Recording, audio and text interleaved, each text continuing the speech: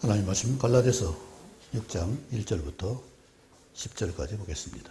교독합니다. 형제들아, 사람이 만일 무슨 범죄한 일이 드러나거든 신령한 너희는 온유한 심령으로 그러한 자를 바로잡고 너 자신을 살펴보아 너도 시험을 받을까 두려워하라. 너희가 짐을 서로 지라. 그리하여 그리스도의 복을 성취하라. 만일 누가 아무것도 되지 못하고 된 줄로 생각하면 스스로 속임이라. 각각 자기 일을 살피라. 그리하면 자랑할 것이 자기에게는 있어도 남에게는 있지 아니하리니. 각각 자기의 짐을 질 것이라. 가르침을 받는 자는 말씀을 가르치는 자와 모든 좋은 것을 함께 하라. 스스로 속이지 말라. 하나님은 업신여김을 받지 아니하시나니 사람이 무엇으로 심든지 그대로 거두리라. 자기의 육체를 위하여 심는 자는 육체로부터 썩어질 것을 거두고 심령을 위하여 심는 자는 성령으로부터 영생을 거두리라. 우리가 선을 행하되 낙심하지 말지니 포기하지 아니하면 때가 이름에 거두리라. 그러므로 우리는 기회 있는 대로 모든 이에게 착한 일을 하되 더욱 믿음의 가정들에게 알지니라. 아멘. 우리 많이 아는 이야기로 생각을 심으면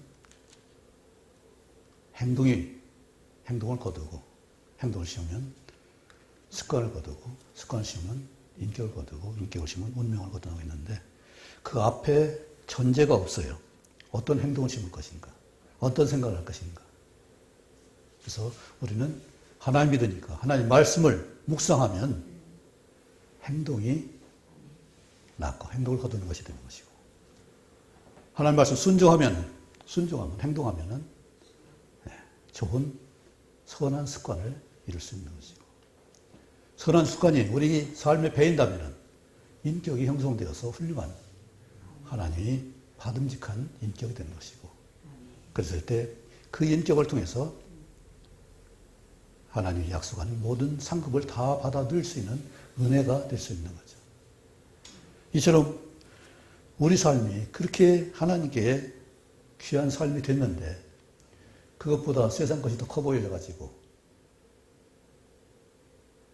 마음을 정하지 못하고 흔들리는 것이 많은 것을 우리가 볼 수가 있죠. 하나님이 우리를 부르신 부르심이 헛되지 아니해서 정말로 우리에게 무엇을 심어야 될지 무엇을 거둬야 될지 분명한 목표를 말씀하셨어요. 그렇잖아요. 가장 좋은 것을 알고 있는 사람은 그것을 목숨을 걸고서라도 할 거예요. 그런데 그런 것이 보이지 않으면 당장 급한 것에 치우쳐서 집착하게 돼서 정말 마땅히 거둬야 할 걸 거두지 못하고 전도서에 말한 것처럼 헛되고 것만 바람을 잡는 그런 일을 할 수밖에 없는 것을 볼 수가 있죠. 우리는 분명한 하나님의 약속이 있습니다. 성취가 있습니다. 목표가 분명합니다. 하늘 시민권이 있습니다. 그렇다면 그것에 대해서 우리는 정말로 올인해야 되는데 지금 딴 것이 앞에 있는지 한번 돌아볼 수 있기 바랍니다. 정말 무엇을 심을 수 있는지. 오늘 갈라디아 사도 바울은 이것을 통해서 나 자신이 시험받지 않도록 삼가하고 조심하라 했습니다. 다른 사람 도울 수 있을 뿐만 아니라 시험받지 않도록. 아삽도 시험받았죠? 왜 나는 하나님께 열심으로 시시때때로 하나님께 영광 돌리는데 그런 사람 믿지 않는 사람은 왜 이렇게 잘 되는지, 아프지도 않고 살쪄서 눈이 빼어나고 죽을 때도 고통 없이 죽고, 이 비교하면 그런 것이 많이 아마 마음에 짐이 될 수 있을 것입니다. 그러나 아삽이 성전에 들어갈 때 그들은 장래가 없구나. 정말로 생명의 부활이 없구나. 심판의 부활은 있고 지옥에 갈 수 있는 부활은 있지만은 생명의 부활은 아니구나. 하나님 기억하시는 생명이 아니구나. 이것을 봤기 때문에 아삽은 그때 가서야 자신이 짐승 같은 거, 정말 모자란 것을 깨닫고 고백한 것을 기억합니다. 나도 지금 바라는 것이 무엇인가? 한번 생각해 보세요. 하나님 약속한 천국 시민의 생명권인지, 이 땅에서 생명을 나눌 수 있는, 도울 수 있는, 사랑할 수 있는 그런 인격인지 나를 한번 돌아보세요. 아침에 아내가 자기는 생생내는 걸 좋아했다고 했어. 생생내는 걸 좋아했다고 그랬어요. 사람 대부분 그럴 겁니다. 왜냐하면 인정받기를 원하니까. 세상 보세요. 인정받기 위해서 얼마나 목매냐고요. 칭찬받기 위해서 얼마나 목매냐고요. 거짓말을 해서도 칭찬받고자 하고. 세상은 그렇게 그저 내가 드러나는 거, 인정받는 그것을 바래요. 근데 주님 뭐라고 했어요? 주님은 드러나게 하지 말라고 했어요. 왼손이 하는 것을 오른손이 모르게 하라고 했어요. 그만큼 습관적으로, 자발적으로 하는 거예요. 그래도 내가 이렇게 의식하면서 하는 건 괜찮을 거예요. 그런데 예수님이 유대인들 율법서를 왜 꾸짖었어요? 이것 하라, 저것 하라, 이렇게 하라 가르치기는 하는데 그 자신 율법을 행하는 일은 하나도 안 한다는 거예요. 자기가 책임지는 하나도 안 해요. 내가 다 책임지고 내가 정지받고 내가 다 뒤집어 쓰라는 얘기죠.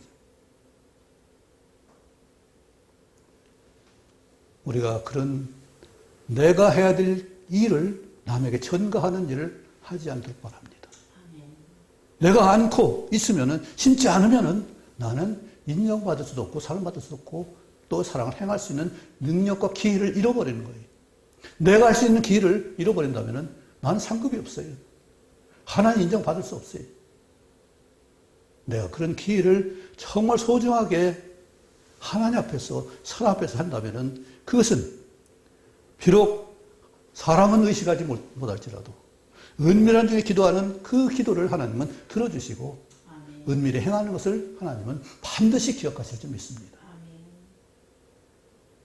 하도 말하지만 고린도서 15장 58절 견고함에 흔들리면 항상 주 일에 더욱 힘쓰는 자를 되라. 그것은 어떻게 돼요? 헛되지 않기 때문에 그렇게 하라는 얘기예요. 우리는 내가 보는 것이 헛된 것이 아닌지 어떻게 분별해요? 그것이 영원한 것인지 하나님의 말씀인지 그리고 남을 세워주는 일인지 즉 사랑하는 일인지 그걸 분별하면 우리는 쉽게 내가 하는 일을 분별할 수 있을 것입니다. 그것이 아니라 당장에 앞에 보이는 것으로 우리가 판단한다면 사람은 완전하지 못해요. 우리가 지식에서도 완전하지 못하고 행동에서도 완전하지 못하고 생각 자체도 완전할 수가 없어요. 그래서 말씀이 기준이 되고 원칙이 됐을 때 우리는 우둔한 자가 지혜롭게 되는 역사를 이룰 수 있는 거죠. 왜? 성경 말씀 틀림없고 진리니까. 그대로 하면은 지난주에 말씀드렸듯이 그리하면 뭐든지 말씀대로 하면 그 역사가 일어나는데 말씀대로 하지 않고 생략하고 내가 좋은 대로 내가 금방 편한 대로 하니까 그것이 문제가 되는 것이죠. 천주교에서 아주 중요한 얘기가 내 탓이요 내 탓이요는 다 내 탓이로소이다. 나 내 탓이로소이다 하는 그 고백을 자주 하는 굉장히 본받을 만한 일입니다. 왜냐하면 남 탓 아무리 돌려도 그 사람 책임 안 지면 소용없는 일이에요. 내 탓은 아무리 작아도 내가 책임질 수 있으니까 그것은 어떤 결과가 있고 열매가 있어요. 작아도 나는 변화될 수 있어요. 상대는 변하지 않든 상관없고 나는 조금이라도 변화될 수 있어요. 왜? 좀 더 가능성이 있는 것을 볼 수가 있고 좀 더 나은 것을 추구할 수 있기 때문에 한 걸음 나아갈 수 있어요. 근데 상대에게 책임을 돌린다면 나는 한 걸음도 나아갈 수가 없어요. 오히려 사방으로 오기싸움을 당해서 나는 고립될 수밖에 없을 겁니다. 하나님은 우리가 능력자가 되길 원하고 아멘. 사랑하는 자가 되길 원하세요. 아멘. 그렇잖아요. 우리도 자녀가 좀 그릇이 크면 좋겠잖아요. 용납 잘하고 뭐든지 도울 수 있는 능력이 있고 효도를 마음껏 할 수가 있고 정말 형제에도 좋고 그러면 얼마나 아름답겠냐고요. 하나님이 이처럼 우리를 정말 짐을 질 수 있는 자로 말씀하셨어요. 두 번 말하고죠. 2절에 너희가 서로 짐을 지라 말씀했습니다. 아멘. 그리고 자기의 짐을 지라고도 말씀했습니다. 예, 5절에 있죠. 각각 자기의 짐을 질 것이라 했습니다. 짐을 지는 자를 하나님 말씀하세요. 그게 큰 사람 아니겠어요?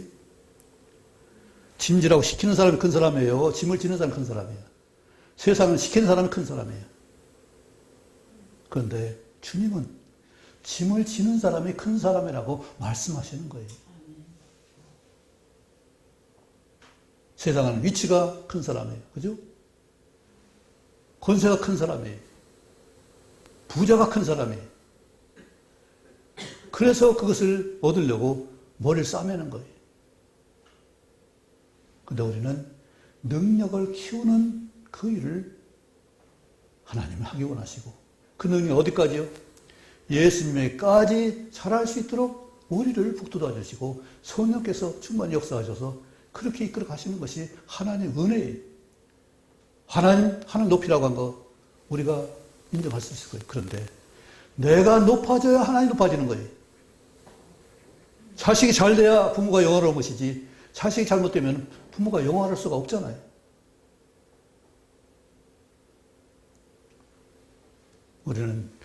저는 하나님이 나를 얼마나 크게 키워주고 싶은가 한번 생각해 보세요. 정말로 우리가 인격적으로 사랑할 수 있는 인격, 또 하나님 말씀의 복을 다 받을 수 있는 그런 인격이 된다면 하나님 얼마나 기뻐하실까요? 이것도 주고 싶고 저것도 주고, 그래 이것도 저것도 다 내 것이다, 다 내 것이다, 이렇게 말씀하신 은혜를 다 누릴 수 있길 바랍니다. 작은 거, 내가 계산해서 내가 옮기려고 하는 거 아무리 해봐 힘만 써지지, 그렇지? 주님이 손으로 주시는 거, 주님이 헤아리는 그 헤아림으로 나를 헤아리는 것, 말할 수 없는 은혜잖아요. 달란트 비유에 보면은 5달란트 남겼어요. 그런데 주님은 어떠시? 내가 준 5달란트, 내가 버린 5달란트 다 가져, 다. 주님 그런 거 말씀하죠. 하나님 그걸 가지기 위해서 하시는 게 아니잖아요. 내가 그만큼 누리라고 하시는 얘기지, 나한테 뭔가 뺏기 위해서 하는 거 아니잖아요.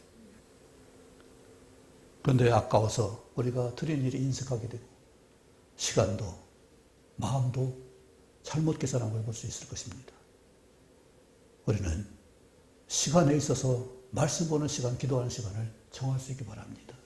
그래서 하나님 것으로 정말 마음을 다하고 힘을 다할 수 있는 그런 시간을 적어도 행동하는 시간, 기도하는 시간, 말씀 보는 시간, 3가지를 3시간 정도는 반드시 할 수 있기 바랍니다. 저도 마찬가지고요. 그러니까 행동하는 그 전도도요. 그리고 실제 섬기는 그 일을 할 수 있는 시간을 가질 수 있기 바랍니다. 하나님이 내 주인이시고, 하나님 나를 위해서 하라고 한 명령이 하나님 위해서라 할 수 있지만, 나를 위해서, 나 자신을 위해서 하라고 하시는 일이에요. 왜 전도하라고 하세요? 전도가 하나님 할 줄 몰라서 하나님 안 하시나요? 그걸 통해서 내 인격을 키우는 일이고 나의 삶을 바꾸는 일이잖아요. 성경을 보면은 참 후대를 기르는 일이 참 안 돼, 어려워요. 사무엘도 자식 못 가르쳤어요. 엘리 제사장도 자식 못 가르쳤어요. 모세도 자식 후계자로 세우지 않았어요. 못했어요. 그리고 여호수아를 추천할 때는 자기가 추천하지 않았어요. 내가 이 모세를 이렇게 훌륭히 키웠으니까 이해 좀 써주세요. 하지 못했어요.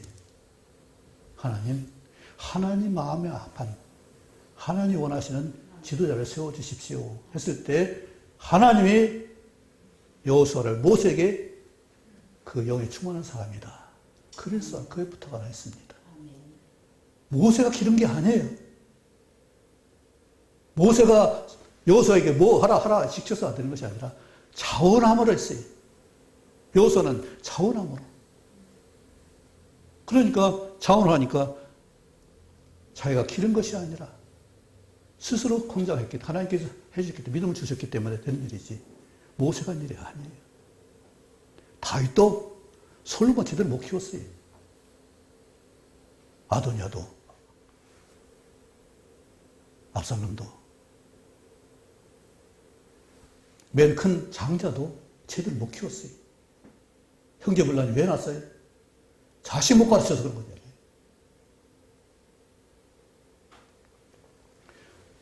여호사가 또 훌륭한 왕입니다. 근데 자식 못 가르쳤어요. 히스기야도, 요시야도 이렇게 엘리는 뭐 그렇게 훌륭했다고 볼 수가 없기 때문에 자식 못 길러서 이제 그렇게 뭐 좋은 평가를 못 받았지만은 훌륭하다고 하는 분들도 자식을 못 가르쳤어요. 그런데 딱 두 번 생각나는 것이 요나단은 자식을 잘 키운 것 같아요.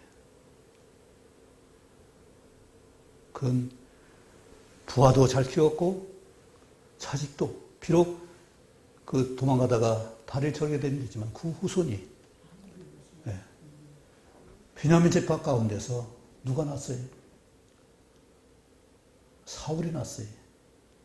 사도 바울이 났어요. 이름이 묘하게 같은데 어쨌든 바울이 났다는 것은 대단한 베냐민가의 명예예요.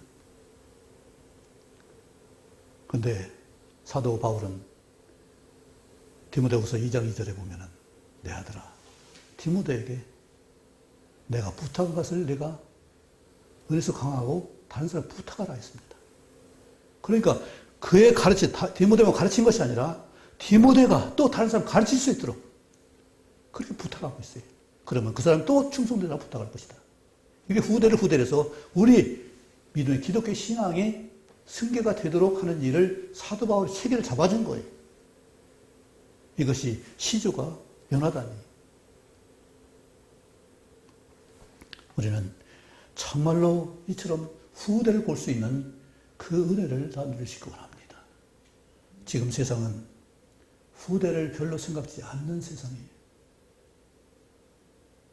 제 사촌은 며느리가 아들 못 낳으니까 딸 둘 낳고 아들 못 낳으니까 너 아들 낳을 때까지 낳아. 그래서 아들 낳았어요. 손주를 봤어요. 지금은 그런 생각 할 수 있는 사람 없죠? 엊그제 어떤 그 프로그램 보니까 그 소통 강사 누구 있죠? 네. 거기 이제 부부 들어왔는데 부부가 결혼을 했지만은 자식을 낳기를 원하지 않는다고 자식 낳기 않기로 결정하고서 결혼한 부부가 있더라고요. 그래서 시부모한테는 시아버지가 깨어있기 때문에 그 말을 했는데 시어머니한테는 자기 친정어머니한테는 못했다는 얘기.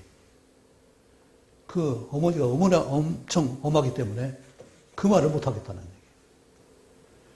지금 세상은 절반 정도가 결혼도 포기하고 절반 정도가 자녀를 포기한 세대예요. 후대를 별로 생각지 않아요. 저희 세대만 해도 결혼하지 않으면 불효했어요. 그전에는 여성들 7거제 중에 하나가 뭐예요? 네. 후대를 보지 못하는 것은 여성으로서의 그런 본분을 지키지 않는다고 해서 성경에도 이혼 정서가, 이혼 사유가 됐어요. 그만큼 후대를 이어가는 일은 우리의 생명의 본분이에요. 모든 생명은 이것 때문에 종족 번성이 되고 땅에 충만한 역사를 이루어요. 얼마나 열심히 번성하는지. 도대체 저 중에서 100개 중에 하나도 살지 못할 텐데. 1000개 중에 하나 살까 말까 하는데.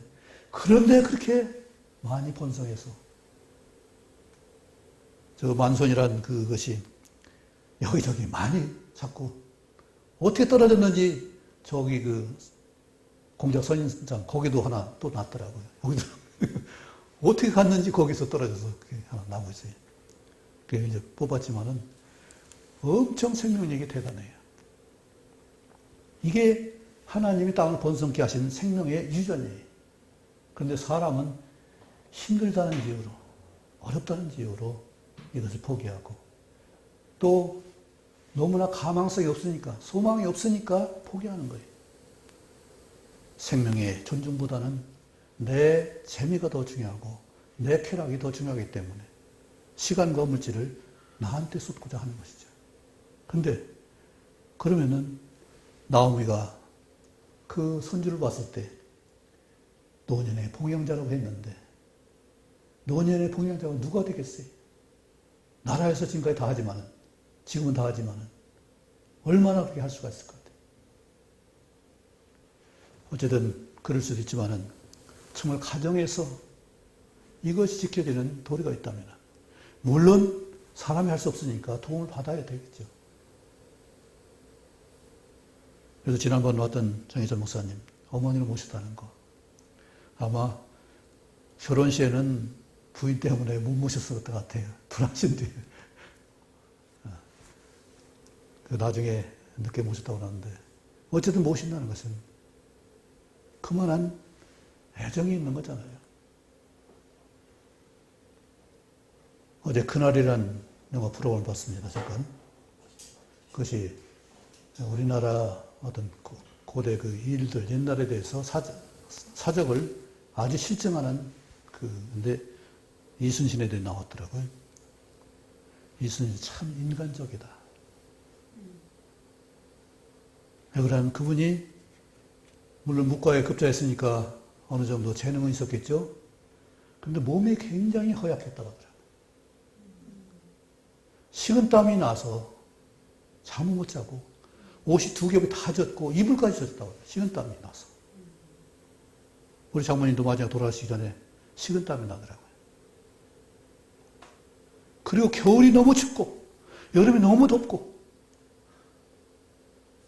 이걸 일기에 쓴 것이 나오는데 그만큼 이순신 장군은 허약했더라.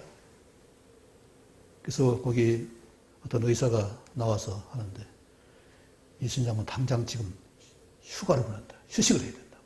당장 쉬어야 된다고. 그만큼 약한 분인데 전장에서는 정말 악으로 깡으로 한 거 아닌가 그런 생각을 해봐요. 더구나 마지막 명령 대첩에서는 열세 척 가지고 300척이 넘는 적군을 싸우는데 부하장수들이 벌벌 떨 거 아니겠어요. 이거 죽었다. 아무 대장 명령이지만 대장선이 앞에 가는데 뒤에 이게 까마득하게 멀리 따라오지 못하는 거예요. 그래서 대장쯤엔 돌아갈 수도 없고 그런 상황에서 얼마나 스트레스를 많이 받았을까 하는 생각을 참으로 고생 많이 했고 난중일 경우는 울었다는 얘기가 그렇게 많다고요. 식이질주도 많이 받아서 감금되고 그리고 자식을 앞세웠거든요. 어머니 또 임종을 못 받거든요. 아버지도 임종을 받는데 어머니도 임종을 못 받았어요. 자기를 만나러 오다가 배 타고 오다가 돌아가셨어요. 그래서 차라리 죽는 것만 못하다. 죽는 이만 못하다는 그런 고백을 적고 있습니다. 너무 인간적이죠. 근데 왜 그래요? 왜 그렇게 끝까지 충성스러워요? 나라를 위한 것 때문에. 적이 돌아가는 것을 용납을 못하는 거예요. 이날 침탈한 적군을 그냥 살려보내지 못하겠다고. 그래 끝까지 쫓아가다 죽은 거 아니에요? 오직 나라를 위한 것 때문에. 그런 목표가 있으니까 그런 자기 몸도 약하고 조건도 안 되는데 그런데 그래도 끝까지 항전해서 쫓아가서 그 승전 이런 것을 보면은 우리는 내 조건을 얼마나 많이 따지냐고요. 나는 이것도 안 되고 저것도 안 되는데 참 그분 생각하면은 참 부끄러운 게 많아요. 그죠? 하나님이라는데 내가 이것도 안 되고 저것도 안 되는 거 얼마나 조건 많아요. 남을 용납하는 건 마찬가지잖아요. 쟤는 이렇고 저는 저렇고 저렇고. 사랑할 만한 사람들이 얼마나 있냐고요.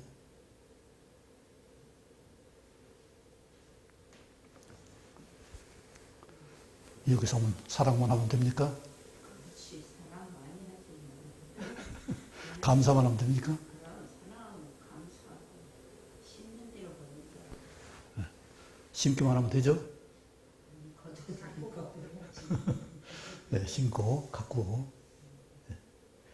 하나님이 심게 하신 것을 심으시기 바랍니다. 오늘 온유함을 심으라고 했어요. 아멘. 겸손함을 배우라고 했어요. 주님이 우리가 가르치는 딱 두 가지. 나의 몽해를 배우고 나의 온유함과 겸손함을 배우라고 했어요. 이걸만 배울 수 있다면 우리는 어떤 짐도 질 수 있는 그런 능력을 가질 것입니다. 주님이 십자가를 지신 것처럼 가장 끔찍한 그 십자가를 지신 것처럼 죽음의 형벌을 받으신 것처럼 우리도 내 짐을 질 수 있고 다른 사람의 짐도 질 수 있는 역사를 통해서 하나님 기뻐하시는 하나됨을 우리는 경험할 수 있을 것입니다. 아멘. 전도를 왜 하라고 해요? 하나됨을 위해서 주님이 수고하신 그 마음을 한번 돌아보라는 얘기잖아요. 이번 주는 이제 사순절 마지막 주간입니다. 14일부터 24일까지, 23일까지 마지막 사순절 끝이에요. 지금 부활주일이 예, 31일이에요. 다음 주는 종료일이고요. 주님은 그토록 우리를 위해서 자신의 모든 것을 다 우리에게 주셨는데 우리는 거기서 요거 빼먹고 저거 빼먹고 내 좋아하는 것만 나를 위해 주셨는데 거기서 나는 또 가려서 내가 뽑아먹는 그런 것을 우리는 정말 삼가주기 바랍니다. 생각해 보시기 바랍니다. 말씀을 묵상해 보세요. 그러면 원칙 거기 있잖아요. 원리가 거기 있잖아요. 목표가 있고 거기 상급이 다 보이잖아요. 성취가 보이잖아요. 고광성 형제님이 생각나네요. 도둑질을 왜 하냐? 도둑질을 왜 하냐? 반드시 잡혀서 형을 살게 돼. 왜 그것을 하냐? 목표가 확실히, 그 결과가 확실히 나오는데 그 짓 하냐? 왜 하냐? 그걸 보니까 안 하는 거잖아요. 그걸 못 보니까 지금 세상이 이처럼 어지러운 것이고, 나라가 이처럼 감옥 갈 줄 알면서도 어떻게 빼면 되지. 안 가면 되지. 결과를 생각하는 사람은 참 현명한 사람. 그럼요. 그게 지혜로운 사람, 네. 지혜로운 사람이에요. 우둔한 사람은 어떤 사람이라고요? 게으른 사람이에요. 누가 그런 얘기 하더라고요. 참, 어제 그날이라는 그 프로에서 현똑이 있고 현부가 있대요. 현명하고 똑부하고 똑개가 있대요. 똑똑하고 부지런한 사람이 있고 그런 지도자가 있고 똑똑하고 게으른 지도자가 있대요. 그래서 세상 사람은 똑개를 좋아한대요. 똑부는 굉장히 힘들어요. 상사가 부지런하면은 부하도 부지런해야 돼요. 할 일이 많아요. 또 꼼꼼해야 돼요. 그러니까 엄청 스트레스 받아요. 근데 똑똑하게 게으른 사람은 시키기만 하고 어디 결과만 가져오면 되니까. 우리는 부지런한 것이 본분이에요. 달란트에 다시 말하지만 한 달란트 그 사람은 게으른 사람이라고 꾸짖었어요. 자문에서 뭐라고 그래요? 게으른 사람은 지혜롭게 대답하는 7사람보다 자기가 똑똑한 줄 안다. 자기보다 더 똑똑한 사람 없어요. 그러니까 다른 다 알고 있으니까 밖에 사자가 있다. 비가 온다. 핑계를 대고 이것저것 자기는 손가락 하나 까딱하지 않으려고 하는 그런 것 때문에 문제가 되는 거죠. 그런데 이 일은 행동으로 말미암아서 성취가 되는 거죠. 입만 가지고는 안 되는 일이죠. 우리 율법이 왜 사람이 조문만 얘기하고 목사님 자꾸 그런 얘기를 해요. 율법 자체로는 정죄의 기능만 있어요. 돌이킬 수가 없어요. 살인했냐? 죽어야 된다? 그럼 끝이에요. 죽어야 돼요. 그런데 하나님과 성령님은 뭘 말하세요? 제사와 자백의 기회를 주시는 거예요. 행동할 수 있는 기회를 주시는 거예요. 행동 없는 율법 다 쓸데없어요. 행동 없는 성경 다 쓸데없어요. 말씀 한 절이라도 오늘 누가복음 6장에 분명히 말했죠. 대접하는 것이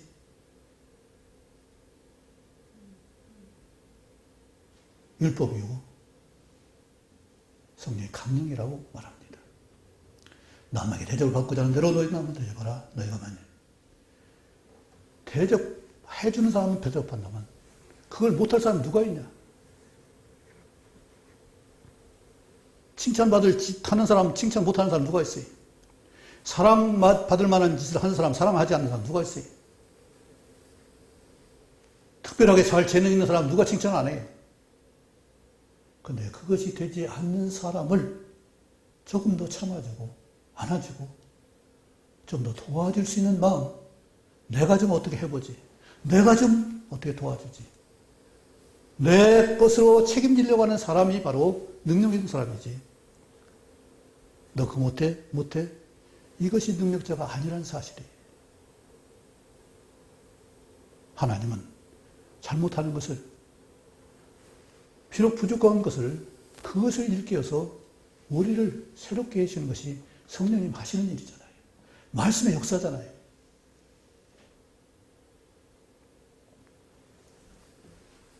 실절에 스스로 속이지 말라. 하나님은 없인 여김 받지 아니하시나니 사람이 무엇을 심든지 그대로 거두리라. 우리는 무엇을 심을지 한번 생각해 바랍니다. 무엇을 거둘지 한번 생각해 보세요. 부끄러운 얘기지만 후대를 볼 수 없는 것 참으로 암담한 일이고 부끄러운 일이에요.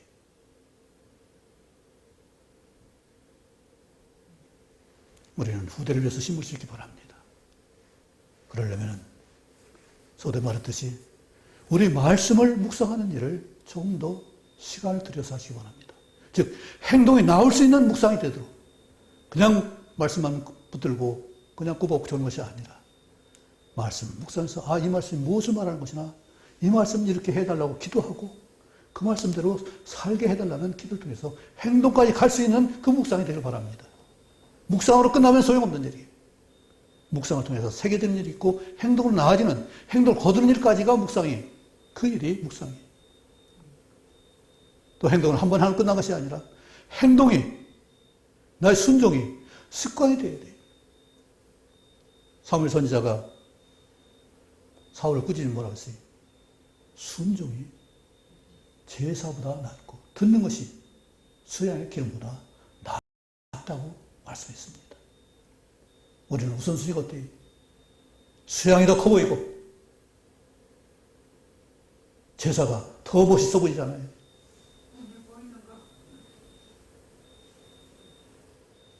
우리 실전적으로 그래서 양 잡는 모습을 누구한테 들었죠? 그거 한 번 정도가 아니라고. 그렇게 현실적으로 어려운 일을 자꾸 부각해서 더 힘들게 만들고 그것이 크게 가치 있게 보여요.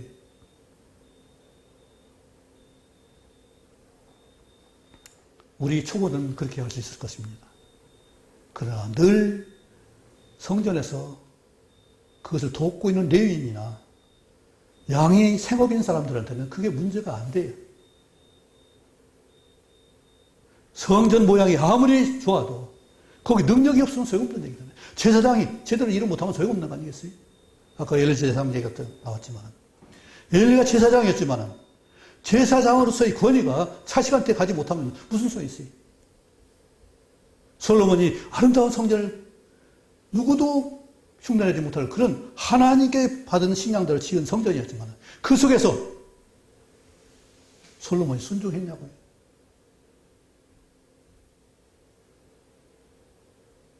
왜 예수님이 요한복음 2장에서 성전에 와서 성전 기물로 그 장사하는 거 상을 엎고 비파는 사람을 내쫓이고 왜 그랬어요?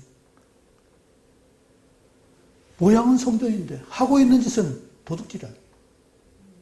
기도할 처소에서 엉뚱한 짓을 하고 있어요. 매매하고 있어요. 거래하고 있어요. 장사하고 있어요. 하나님 초소에서. 그러니까 성전이 필요가 없는 거예요. 그래서 보이는 성전을 하나님이 2번이나 허르신 거예요. 예수님이 보이는 성전이 내가 성전이다. 성전이 내가 무너져서 다시 너희가 성전이 되도록 내가 도울 것이다. 이제는 우리가 앞에 보이는 성전은 내 몸 자체가 성전이고 성령을 모신 전이기 때문에 실제 뜻 고린도서 3장 17절입니다. 너희가 성전인 것을 알지 못하느냐? 내가 성전이라면 내 안에서 이루어진 생각 모두가 온전히 거룩한 것만 의로운 것만 내 속에서 나와야 되잖아요. 말 한마디라도 손짓 하나라도 내 속에서 나와야 되잖아요. 이것이 예수님의 생명이 나타나고 예수의 능력이 나타나고 예수의 은사가 나타나고 포용의 결과로 다른 사람을 정죄하지 않고 축복할 수 있는 사랑의 손을 얹을 수 있는 우리 자신이 된다면 그것이 가장 바람직한 것이 아니겠어요?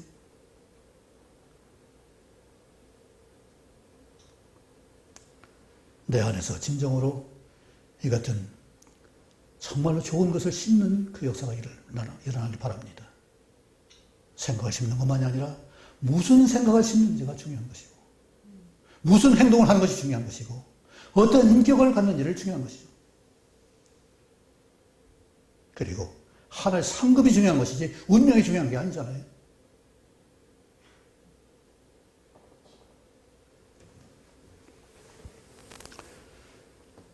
결국 우리는 심는 대로 거두려 하겠습니다. 성령을 위하여 심는 자는 성령으로부터 영생을 거두리라. 9절 같이 읽겠습니다. 시작. 우리가 선을 행하되 낙심하지 말지니 포기하지 아니하면 때가 이름에 거두리라. 반드시 거둡니다. 심었다면 농부가 칭찬받는 건 바로 이거예요. 심을 때를 알고 가꿀 줄 알고 거둘 줄 알기 때문에 농부는 항상 기쁜 거예요. 왜요? 심고 나면 싹이 나는 걸 보니까 이게 이렇게 자라갔구나. 잘 가지가 퍼지면 열매가 꽃이 많이 필 것이구나. 또 더 두드러지면 더 열매가 실하게 이룰 것이구나. 이처럼 기대가 크기 때문에 순간순간 매일매일 농부는 복을 누리는 거예요. 기대가 있는 거예요. 소망이 풍성한 거예요. 그러나 그것은 쉬운 일이 아니라 힘든 일입니다. 날마다 일찍 일어나서 논밭에가 이슬 맞는 것은 쉬운 일이 아니에요.